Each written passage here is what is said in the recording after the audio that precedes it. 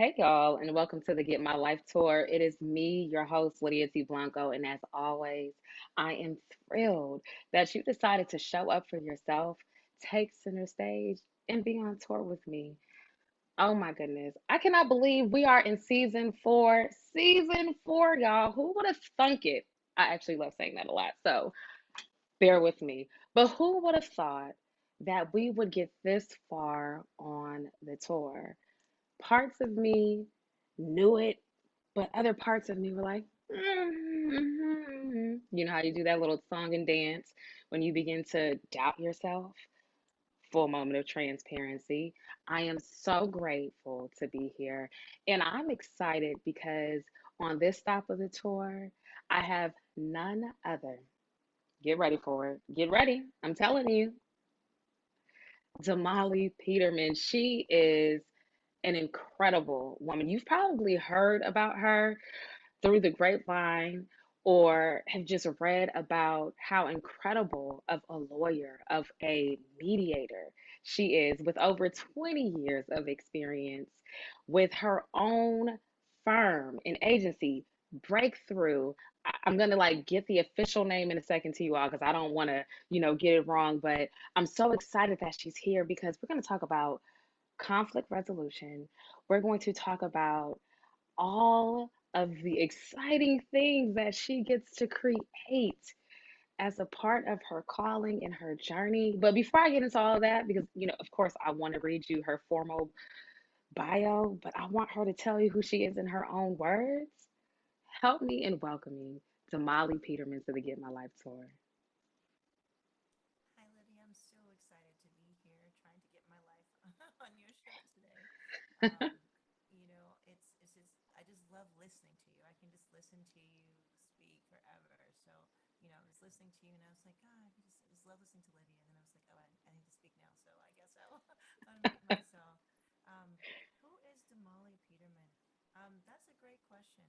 I think for me, what I always want to lead with is that I am a woman, a mom, a sister, a wife, a friend, a confidant.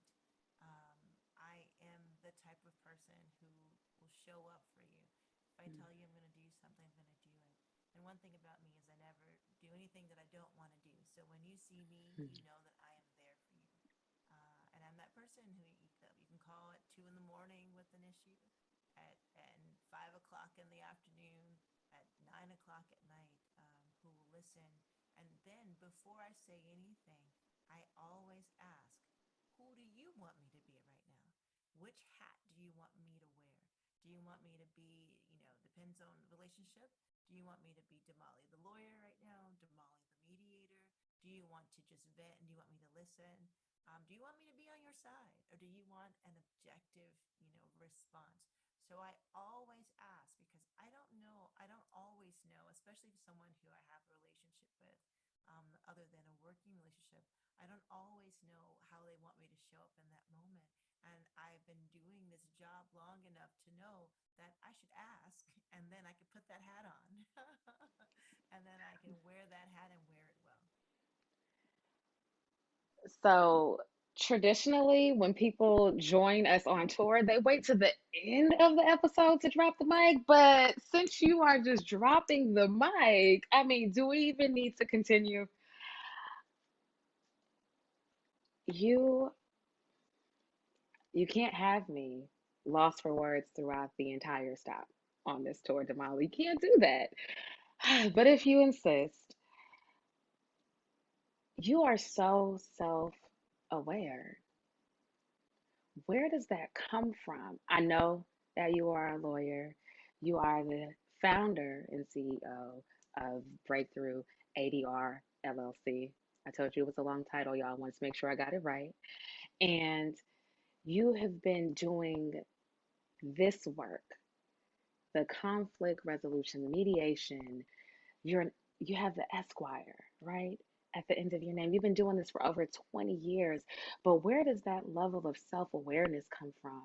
I have to, know how to show up. Like that's so profound to me. I think when you're the oldest of seven children, you myself or become self-aware at a very young and a very early age. I grew up in Washington, D.C. I have six younger siblings. I also have a very big family. So on both sides, both of my parents come from big families. And I think one of the things that I learned early in my life was advocacy.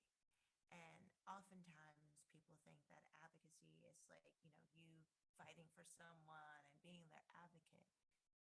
The best way you could be someone's advocate is to know what they need and what they need from you. And sometimes people can't articulate that, right? Like, if everyone knew what they wanted all the time, then the world wouldn't have any conflict, right? Because they would be able to articulate what it is, and we wouldn't have phrases like, it's the principle. When people say it's the principle, they can't put their finger on what it is. Um, and usually I love hearing that. I'm like, let's unpack that a little bit, and I can tell you what the principle is for you. Can you talk to my dad then? Because he is so big on the principle, right? Like, come talk to my father, please, Damali. I would love to. Part of it is, I think, my mother always telling me that you could do anything you wanted to do. You could be anyone you want to be. You could become anything. And so it was amazing because I never thought there were restrictions or limits on what I could do. And I try to repeat that to my kids today and anyone that I meet. If I see there's a barrier or I feel a barrier, and it's funny because I'll say things like, "Well, nothing is permanent, right? Like, why Mm, not try this?" Or, "How about thinking of it this way for a second?" And it'll be those aha, or what I call breakthrough moments, which is why I named my company that long name, Breakthrough. And ADR stands for Alternative Dispute Resolution. So different ways to resolve conflict. That's really all it means. Um, and so those breakthrough moments are what I live for, Lydia, is mm. helping people to kind of get their breakthrough or have those, epiphanies where they can say, I don't know how I got here, but now I know where I'm going. Here we go. Another one of those moments. And I am so I'm so in awe, right, of the work that you do because so many of us know nothing about conflict resolution. We think we have a good idea of what it takes to be a good mediator in most instances, and typically like we're stirring the pot or we're practicing things on people for the first time, or we've read however many self-help books or watched some YouTube videos, listened to a podcast, and now all of a sudden we're Damali Peterman. And that's not the case, right? You said that you shared that you're the eldest of seven. Now, I assume that you have been mediating since the second one came along, and the third and the fourth, right? How does the work that you're doing now reflect your earlier years? And did you always, I'm going to ask you a twofer, right? Did you always feel called to conflict resolution? Absolutely, Lydia. I always tell people that informally, my mediation training began when I was, 3 years old. My first sibling was born, right? So you knew exactly when that started. And then my formal training probably was developed a little bit later. Um, that being said, I did feel a calling. My mom is a natural mediator. My grandmother, my mom's mom, also a natural mediator, always the person that people would call to literally get in the middle to try to help resolve situations. And frankly, I often think that Black women in general, right, are often the ones being called to get in the middle and to help advance things. Whether we get Right. the credit for it or not, we're usually the first call that people make. And so my formal training happened a little later when I studied for my master's degree at Middlebury Institute of International Studies, and that's when I focus on sort of international policy studies and conflict resolution. And then I studied in The Hague, which is internationally known as sort of the center of peace theory, right? So I had that opportunity before bit and then going to law school, and the rest, as they say, is history. But I've always had a calling. It's one of those things where I feel like I could see the matrix. Like when there's a problem, and if 99 people are focused on the problem, I see the solution or possible solutions. And that wasn't enough for me, because if there's only one, I'm only one person. So the reason that breakthrough exists is because I wanted to teach people how to see solutions. I wanted to empower people to see different ways that they can either resolve their conflicts or help others resolve their conflicts. Because it's kind of that, that parable, you can teach a man to fish, or, which is better than just giving him the fish, because if you give him the fish, he has fish for the day. But if you teach him how to fish, he can fish and eat for the rest of his life. And so that's sort of where I spend a lot of my focus the last, at least the last 4 or 5 years, is how to, instead of being the solution as the attorney, how to empower people to reach their own solutions. That is so rich. And so, naturally, my follow-up question is, how can we become more solution oriented in our everyday lives, be it personally and professionally? I love that question. I want people to visualize a toolbox, right? And so there's a toolbox, and in that toolbox, if you think of any tool that you have in your house or that you've seen somewhere, there are different types of tools for different projects, right? Hammer, screwdriver, a wrench, a saw. Uh, you don't use a saw if you're going to put a painting up on the wall, right? You want to use a hammer and nails, perhaps, right? And so the point there is that, to answer your question, to become more solution oriented is figuring out what tools are appropriate for the situation or circumstance that you're navigating. And something that is universally a universal tool, kind of think of it as the Swiss Army knife of conflict resolution, is active listening. And active listening, I just modeled when you asked me the question. Instead of just jumping into the answer, I repeated back what you said, which gave me a moment to think about how I wanted to respond. And so active listening is something that everyone can practice, and a very quick two-step way to think about it, I'm just going to start dropping some jewels right here right now, is just that, repeating back what you hear and then responding. um, Another way to do it is repeating back what you hear, and if you do that and you aren't sure how to answer the question, to ask a question. And so I could have also said, that's a great question. You want to know how we can become more solution oriented. Do you mean in our personal life? Do you mean at work? I could ask you for more clarity on the question. Where we see a lot of conflict arise is when people are just responding, or mirror neurons in our brains are having us just sort of imitate what we see. Think about how quickly conflict escalates on TV when you're watching what happens. And so the point here is just taking a moment to slow things down and engage in active listening so that you can have a better understanding of what's happening in the moment.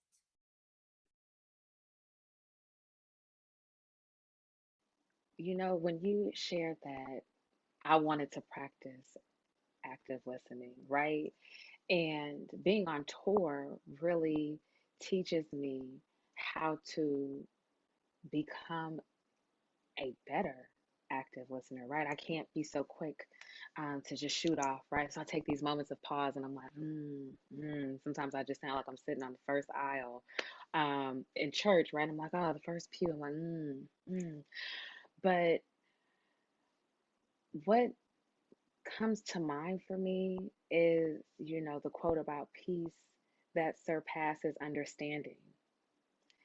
And I'm like, wow, I believe that's like a reward or one of the benefits of actively listening.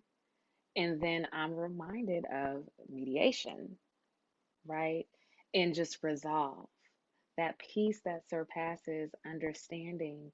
Sometimes we don't have to respond. And I think sometimes people think mediation just may be us going back and forth and the person standing in the middle. And I'm thinking about all of the scenarios that I have experienced, be it as a participant or as someone who was watching from the sideline. I'm like, wow, which really leads me to my next thought. And you mentioned this, and I actually had this written down because I really want to know your thoughts on Black women naturally being mediators, but us also in a very unnatural way, often being in the center of conflict, not because it was warranted, but because of who we are sometimes and how we show up and that not being well received. So I want to kind of kind of illustrate it this way.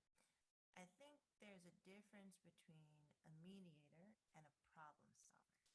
And I think that Black women, we like to solve problems. And don't get me wrong, we create our fair share of problems too, right? I put myself in that that category too. um, and we like to solve problems. When you are a mediator, you are also solution oriented. I like that term that you use, but you don't have to solve the problem. So that's the distinction. You are there to help the people at your table, the parties that you're working with, solve their problem. You're there to help them reach a resolution, but there you want them, think of it as when you're a mediator, you're like a conductor, right? You're not playing the music. The orchestra is playing the music, right? Problem solving, the issue with problem solving, and people are always like, oh, Damali, people don't want you to, people want, when they call me, they want me to fix their issue, they want me to fix their problem, and what you're telling me to do seems contradictory to that, because if you want me to listen and do, I'm like, well, wait.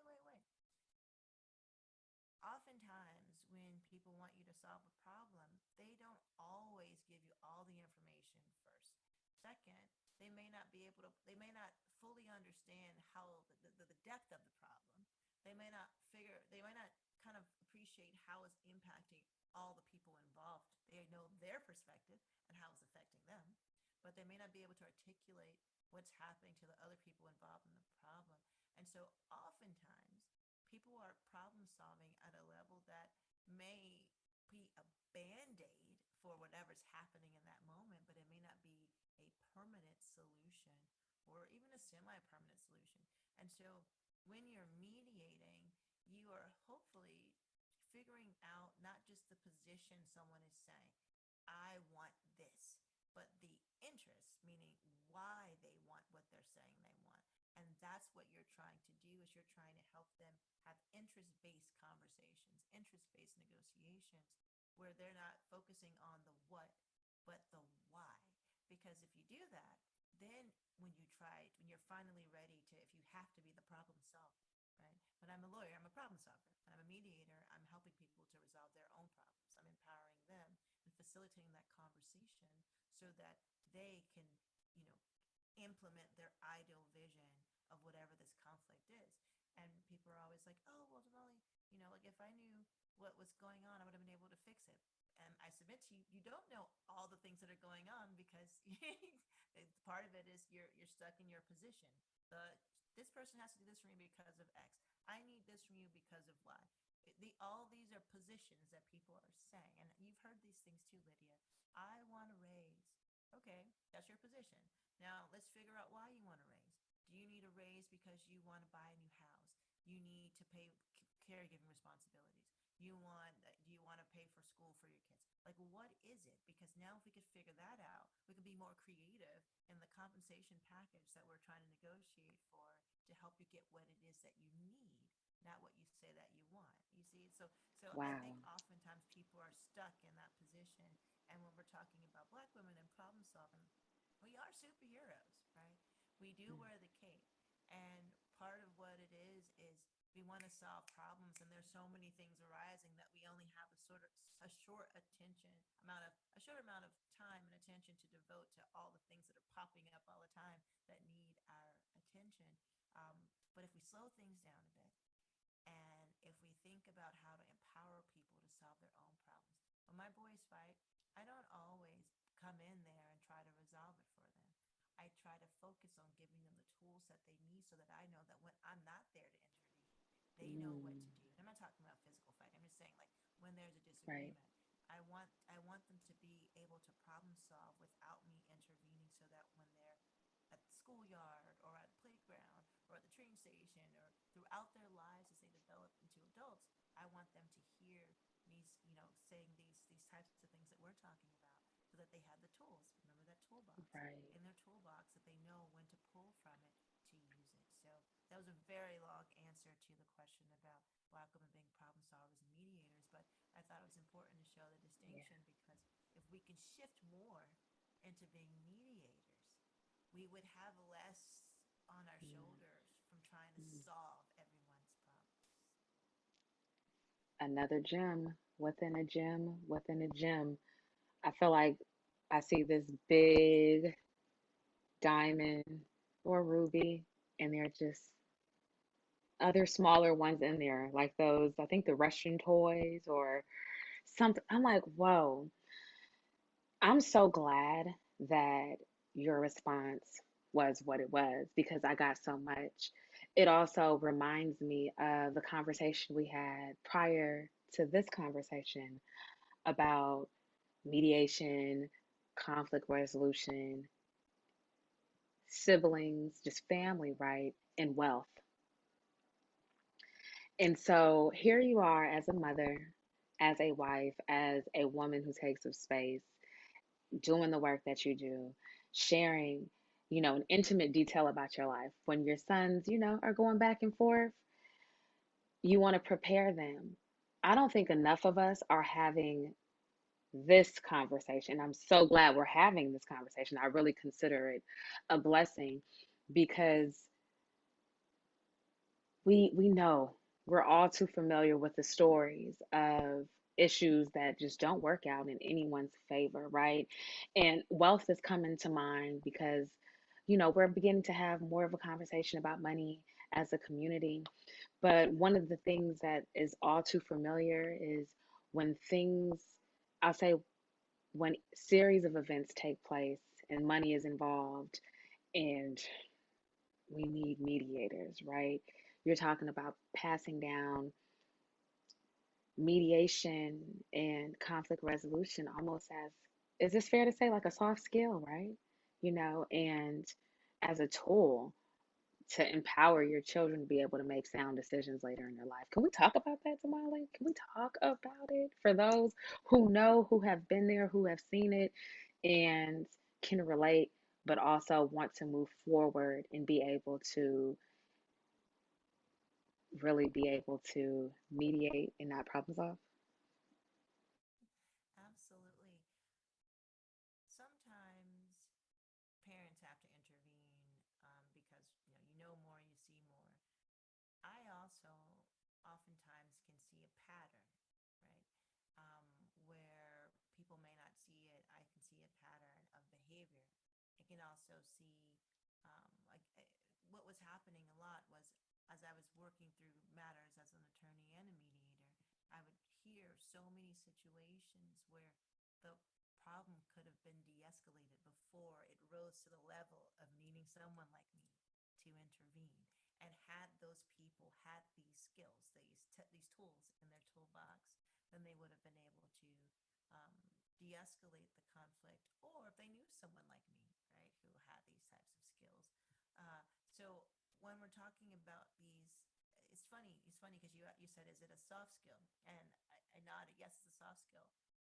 I usually like to refer to them as being essential skills because these are skills that you need. I teach a lot all over the world in both work environments and also, universities, things of that nature. And every technique and tool that I'm teaching has applicability and portability in various parts of your life, right?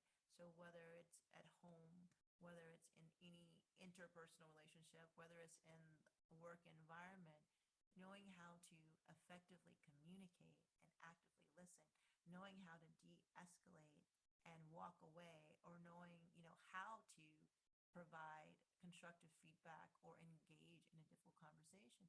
These are things that you will need and that will arise throughout your life, where regardless of where you go and who you communicate with. And when it comes to children in particular, they're watching, they're listening. There is always that, do as I say, not as I do, line Yeah. and sometimes it has to be that way. Sometimes you can't, drop all this stuff on a child when they, aren't ready for the true realities of the world. Um, at the same time, there are a lot of opportunities to help them navigate conflict, where they can start to, their brains are putting together so many different things, and they can start to see, oh, when this happened, what happened? Kind of that cause and effect that they learn in science. Like, how does that work, or how does that translate in conflict? And let's think about different tools to give our children so that they know when to walk away. They take back the power of some words that typically have been used to make people feel bad. And how do you kind of go back to another one of those great, I love sayings. I don't always get them right, Lydia, but I love sayings. Same. One of the sayings that I love is, sticks and stones may break my bones, but words will never hurt. And I repeat that on a regular basis, to my kids. And I also pair that with the golden rule: treat others the way that you want to be treated.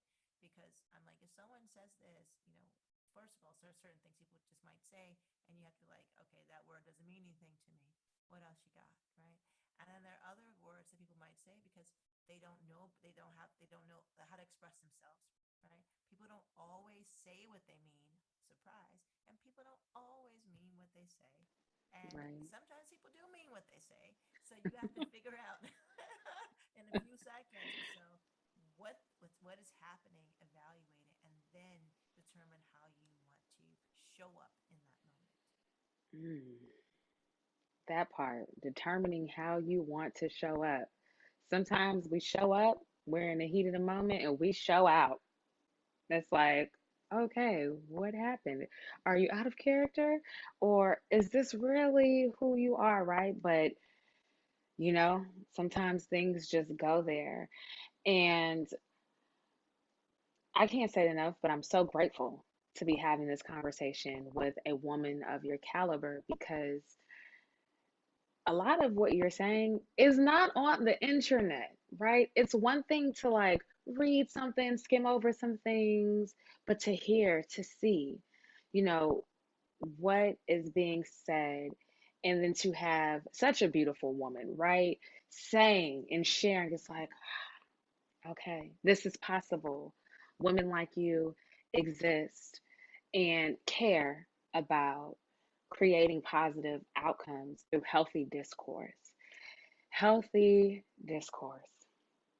Now, I said sometimes we show up and we show out, and healthy discourse is not always the first option.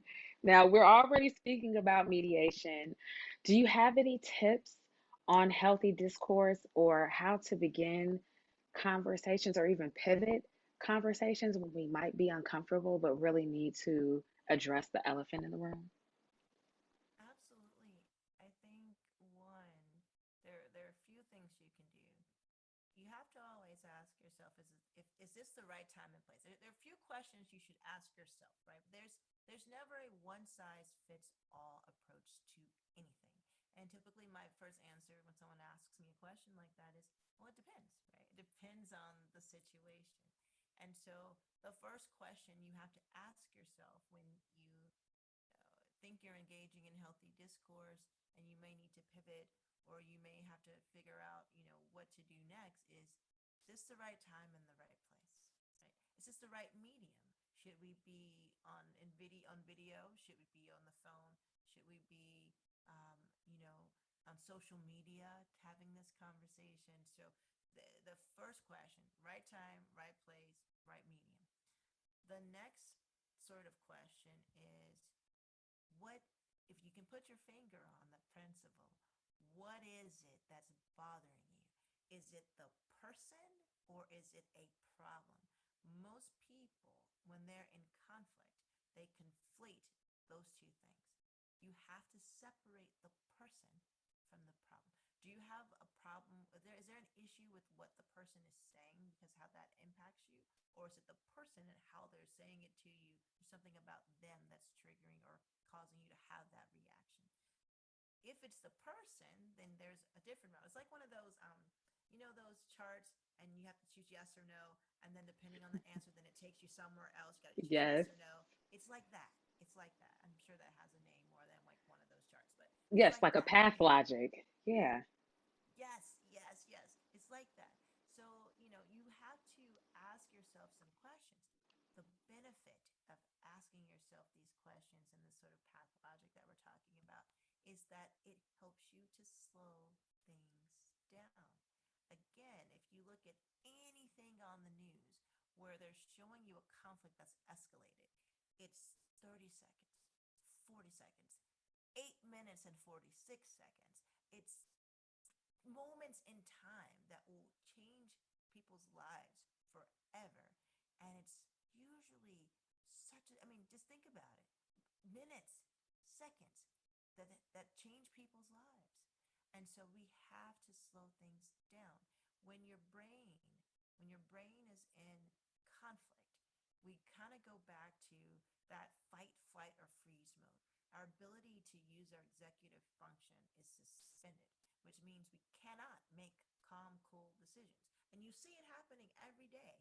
You see people fighting, fleeing, or freezing. You see it. You can turn on any show and you'll see it in the Right. plot. You can see it on Netflix. You can see it, whatever you watch, whatever you stream, any show, you see someone's reaction to conflict.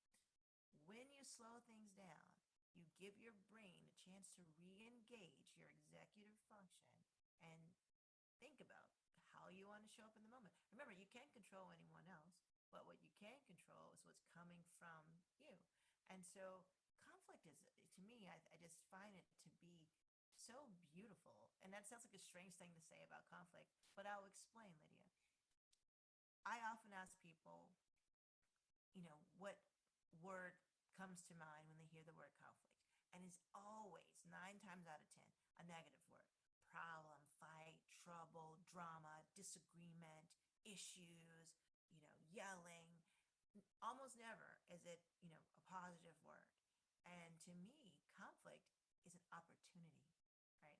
It's an opportunity to understand what's going on. It's an opportunity to learn something. It's an opportunity to maybe change a relationship or change a situation. But to me, you have to first take it out of that negative space and see it as an opportunity in order to fully, you know, break it down and understand what's going on and where you go from there. See conflicts as opportunities. Damali, I have to ask, okay, because I need to know. I think we all want to know, what does slowing down as you do this work look like for you? Where do you go? Is it inward? I'm confident you have incredible mentors and advocates and probably even coaches, right? And people who you can confide in. But where does Damali go, right? In time of retreating and maybe when conflict arises for you.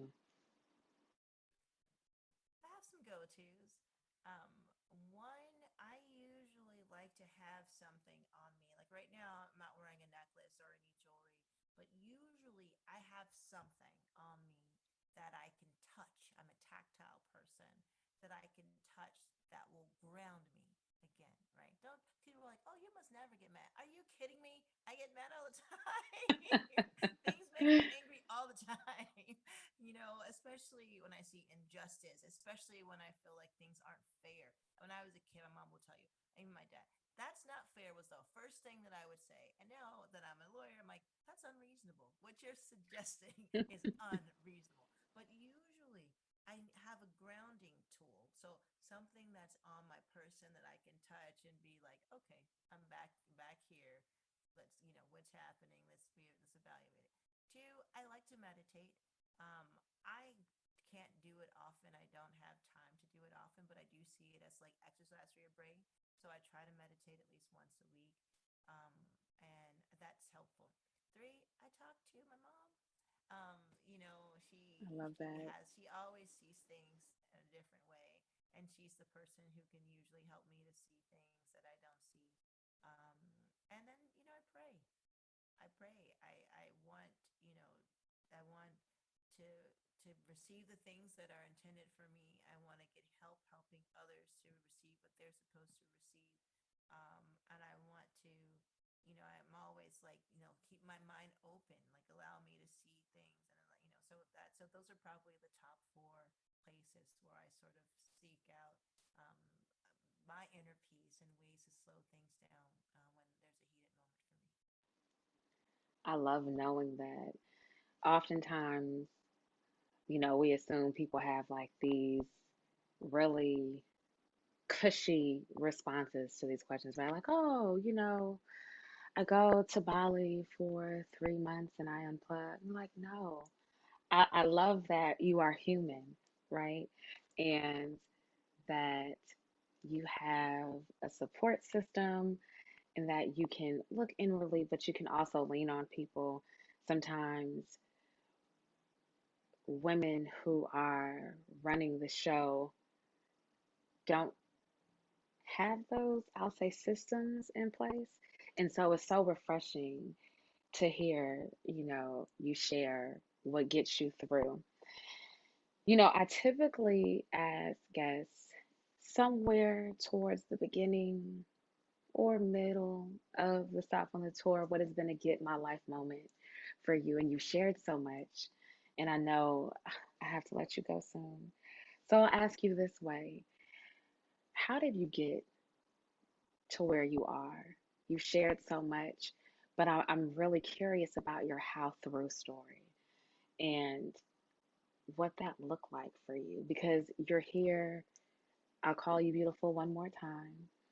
You are so accomplished, and some would even say balance, right? But people are like, balance, what is that? But how did you get to here? There's so many ways to answer that question. I think that what I will focus on is sort of what's interesting is I think oftentimes entrepreneurs they have a vision, they have an idea, and then they bring it to market and they really want to focus on delivering whatever that service or product is and being the best at doing that. And when I started my first company, that was my goal. But what I learned to do was to listen to what the market needed from me.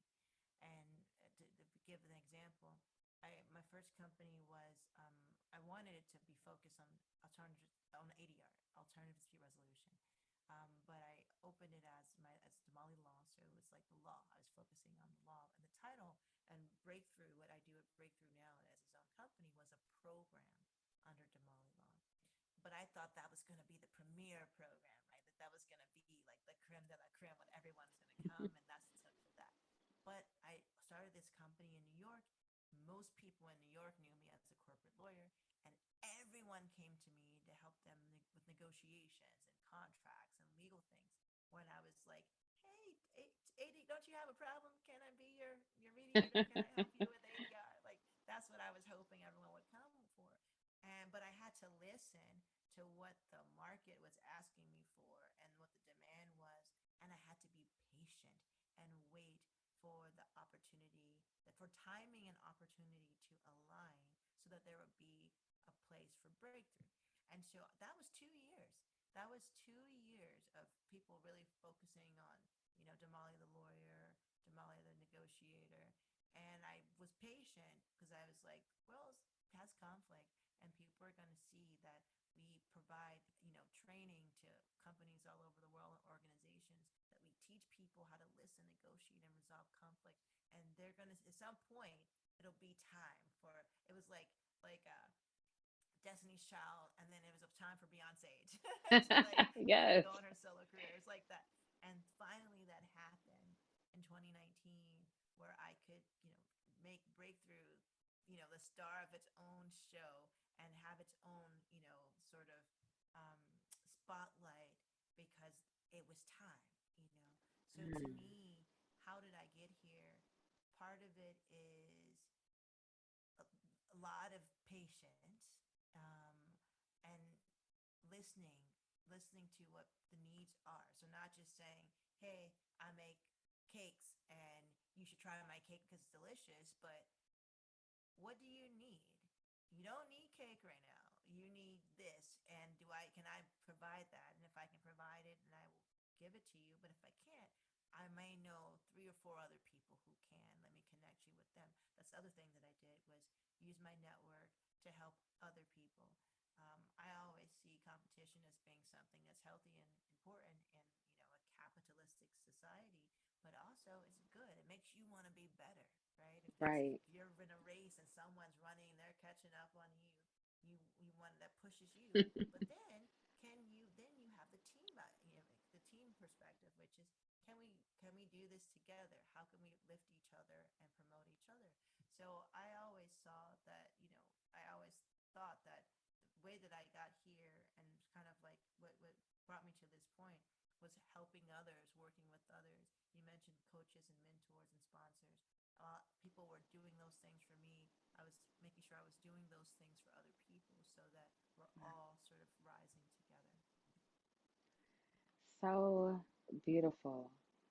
I cannot wait to extract the clip, and I'm going to paraphrase when you said you had to wait for opportunity and time to align to experience breakthrough.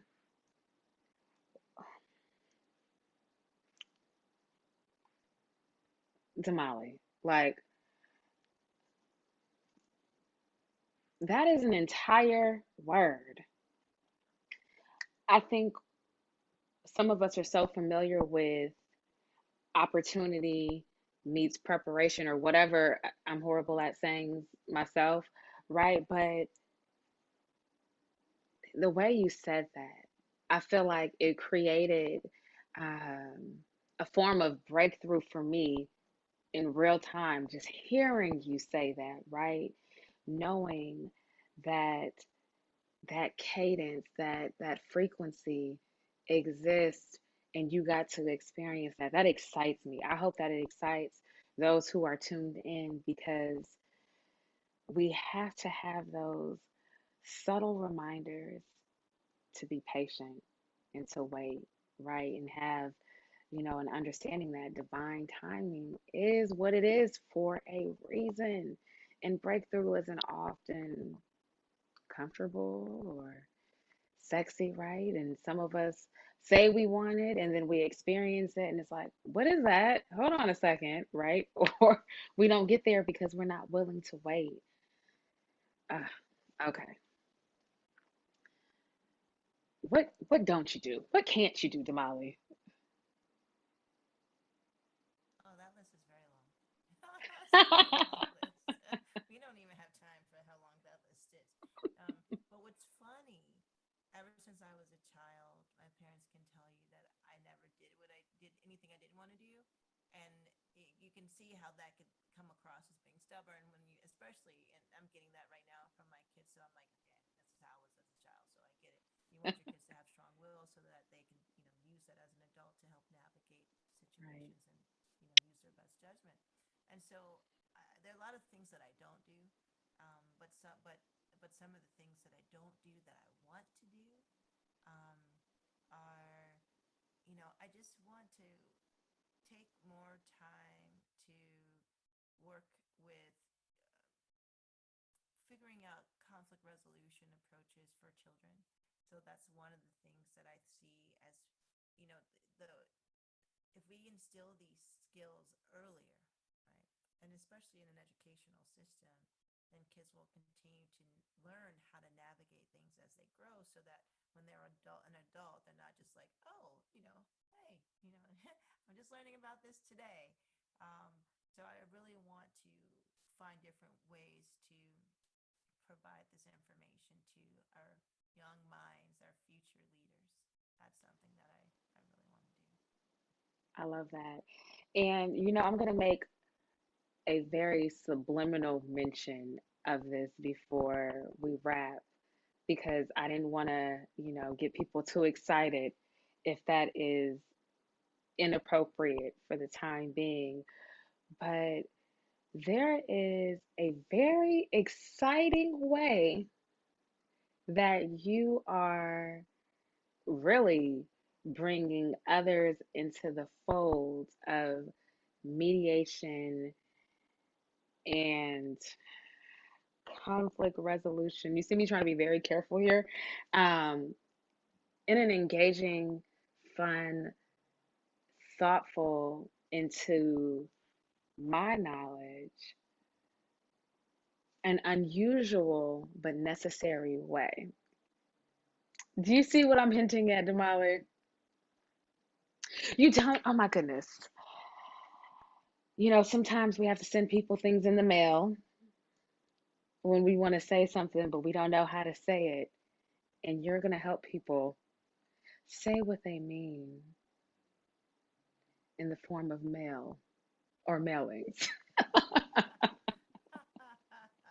How that? How is that? So, one of sometimes I am timing an opportunity align where things that were dreams deferred of mine um, come true. And one of those dreams deferred is that hopefully very soon you'll see a line of greeting cards under one of the top greeting card companies in the world that kind of feature breakthroughs, I should say, breakthroughs in short and long verse. So I'm very excited about that. Hopefully, people still like cards as much as I do, and receiving them and giving them. Yes. And what makes my line different is that it is full of jewels that I've accumulated over the years. Because sometimes milestones happen in the midst of other things going on. And how do you still recognize those moments, but also say the things in the card that you can't say or you won't say, but you need to say? And so that's sort of what's happening right now. I have about 32 different prototypes here, templates here of different I cards for love different that. categories and occasions. And I hope that everyone will be as excited about this project as I am. I am over the moon. And I was like, Lydia, don't you go spreading Damali's business and putting them out on these Get My Life tour streets without the green light. But I really am excited. It's so hard to find the words at times. And to know that you are going to help us get our lives in that way. I want every card. I may have to just buy two, packs, right? Because I just want them to have them as conversation starters and things that I can lean on. And of course, I want to be able to send them out. That to me is so brilliant. And I am a huge fan of greeting cards. Like, if I can find a good card with a beautiful illustration of us, I am here for it. I'm like, oh, you really need $20 for this one card? Well, I guess so. I'm going to support Black business, right? But ah, the way the opportunity came about from what you shared for me, that is another story from another time that I want to share. And so I'm just going to put it out there, right? And so you can like shake your head yes or maybe so or no. Either way it happened, like either way it goes, I'm gonna be persistent. So I'm like, hey, hello, we gotta tell this story. Where we telling this story next? And so I'm super excited. You know how many of us don't have the language, and you are going to be sharing prompts. I think that the work that you're doing is also going to just create healing spaces as well because we'll be able to look inwardly and sit with what you've created. Who better to do that than you? Ah, yes. Come on, God. Yes. That is amazing. I'm really sad that we're at the end of this stop on the tour. Like, I wish I could do something about it, but it's okay because I'm going to live in the moment. And so, with that being said, it is officially time for you to drop the mic when you are ready. So I gave some thought to this question, like what is the drop the mic moment? And I think my answer is a lot different than what it would have been, 18 months ago, right? If you would have said, Damali, what's your drop the mic moment? 18 months ago, it probably would have been something like, you know, um, well, and that wouldn't have been that different because I always say, like, have no regrets, right? Like, don't regret not, taking an opportunity to do something that if you have that moment, you only live once, right? And I've had some moments recently where I had a minute or 5 minutes to make an impression that would help me and help other people. And I was like, you got to do it. You got to do it. And so now my drop the mic moment is the last 18 months or so have really shown everyone how precious life is, how unpredictable things can be, and how you really do have to live each moment to the fullest and try to remember what's important, so prioritize, and let go of what's not important. And I think to drop the mic in a way that ties into what I'm about with respect to conflict resolution is if there are things that you can let go, let them go. If there are things that you need to work through, think about how you can work them through in a way that which is under your control, meaning not dependent on someone else.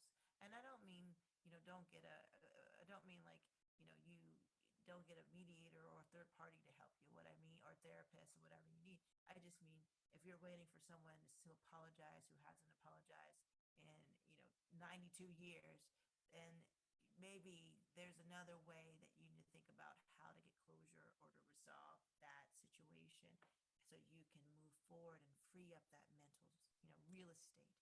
Um, so the point is just, it's so important when you're thinking about moving forward to ask yourself, what is my ideal vision, my ideal solution of this situation, whatever it is, right? It doesn't have to be a conflict, whatever it is.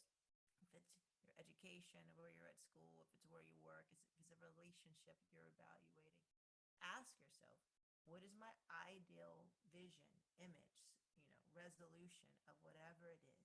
Write it down. Revisit it if you need to in a week, 2 weeks, 90 days, what have you.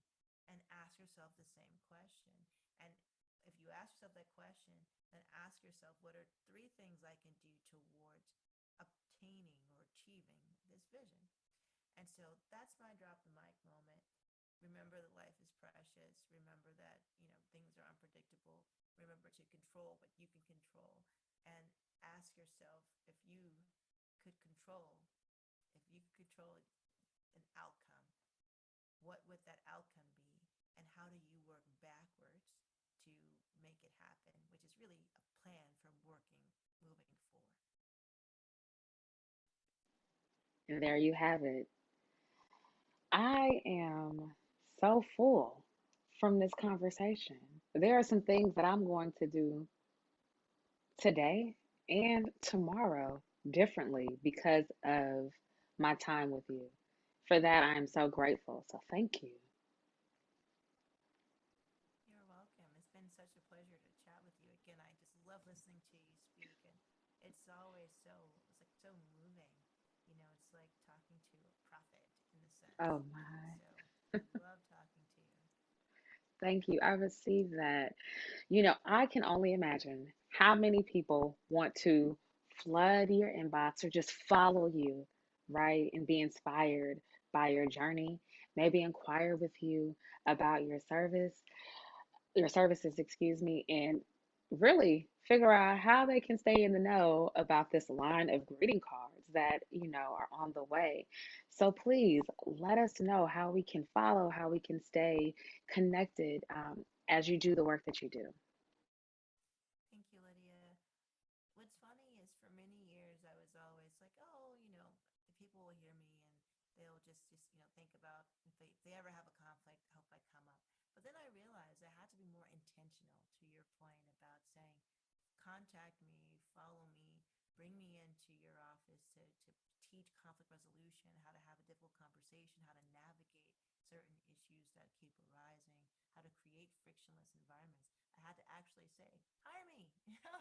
Now just listen to me on cool podcasts, hire me. And so to get in touch with me, very simple, at breakthrough, A is ADR, A is an apple, D is in David, R is in robot. Um, and I'm at Breakthrough ADR, I'm at Breakthrough ADR. That's what I get for saying robot. I started to talk like a robot. Um, I'm at Breakthrough ADR on all social media.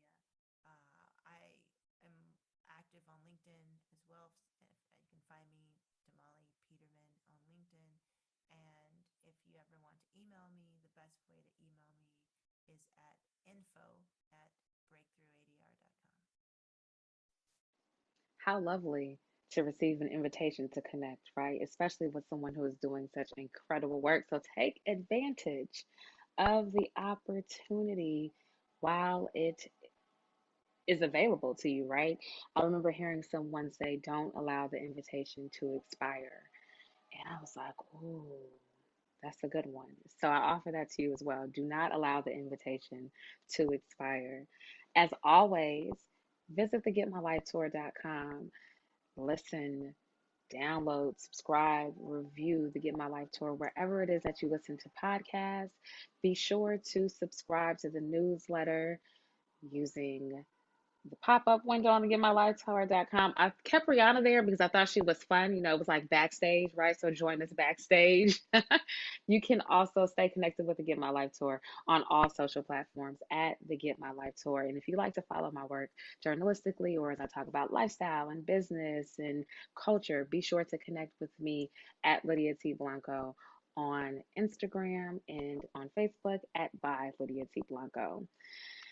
Y'all, what more can you ask for after this conversation?